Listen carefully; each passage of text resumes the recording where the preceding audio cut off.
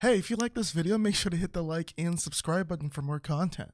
Healthy choices and stuff like that. I think if anything, I'll probably promote even more unhealthy choices, if I'm gonna be honest with you. I think there's a good handful of pros specifically in cities that like take it serious, and then there's the other handful that whatever, I don't care. So, and to each their own. Everyone wants to live their life and how they want to live it. I don't think I'm not gonna tell someone you need to be fitness, you need to be healthy, you need to do this. Do what you want. It's your life. I'm just gonna keep doing what I'm doing. I'm gonna do what works for me, what makes me feel better, and just do what I got to do.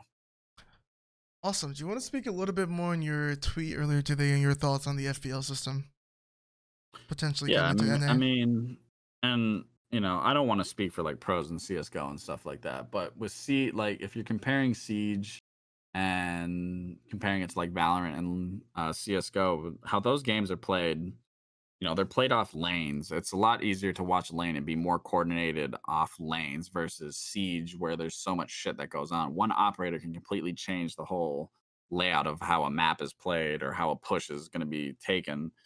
Um, but with CS:GO and stuff like that, like it's literally like common stuff.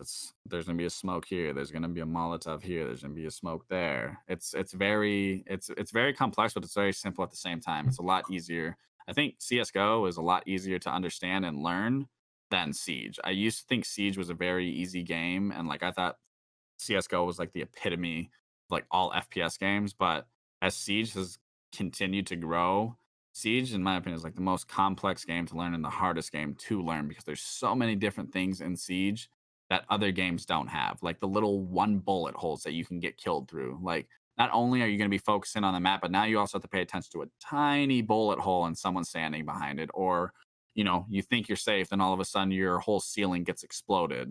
Like there's just so many different things that go on in Siege that those other games are very simple and easy to understand. So, in terms of playing with other pros, sure, you're gonna have structure, you can do that. But when you're playing with randoms, I don't see that structure like as if you'd have that structure with randoms in CS:GO or Valorant, because those games are played on lanes. So it's easy to be like, okay, we're taking B, we're taking A, where it's just like it's a doorway or it's like a catwalk pushing something. Like it's simple. Where Sieges, you can now make a rotate hole. There's a hatch. There's bottom floor being bucked out for, like there's all sorts of shit that goes on. I just don't see that teamwork being put into an FPL league um for amateurs in Siege than something like in CS:GO.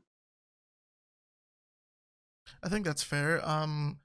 Yeah, I noticed like a lot of backlash towards the amateur player Kilo who ran out because he made a play like that. But what was interesting to me about that conversation entirely was just the fact that like what were the expectations of people in this tournament that we play like people just play completely safe and coordinated. Like I wasn't really Yeah. sure like how they saw that or what they're. I feel like that was a fine play. I feel like that was a play to make that. I even think even in CS FPL, like a lot of pros decide not to play that shit because they feel like that's just space for like aggro plays and people who are trying to play because there's money on the line.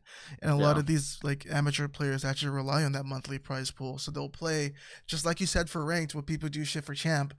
I feel like in the competitive in that, even though it's competitive players, like they're willing to throw that shit out the window for a Well, yeah, chance and to that catch you off guard and win a yeah, match. and that's why it dies too, is because some people like, have some pretty big like egos for some reason, and like when someone does something stupid, then it's instantly like, oh, you're shit, you're this or that, and then people just get into this like conflict of like, oh, this, that, and then just people stop playing. And to each their own. People want to play like idiots, they play like idiots. And I call people out for playing like idiots too. And I have like a very, I do some stupid shit when I play, but like it works. And but that's always why that stuff dies, like, almost immediately after, is just because of stuff like that.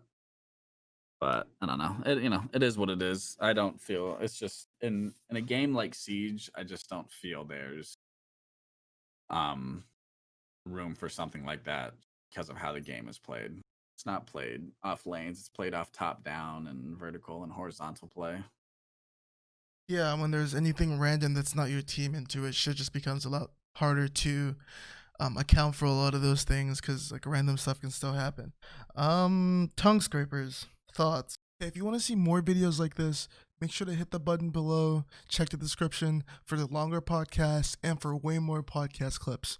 More videos weekly. Have a good day.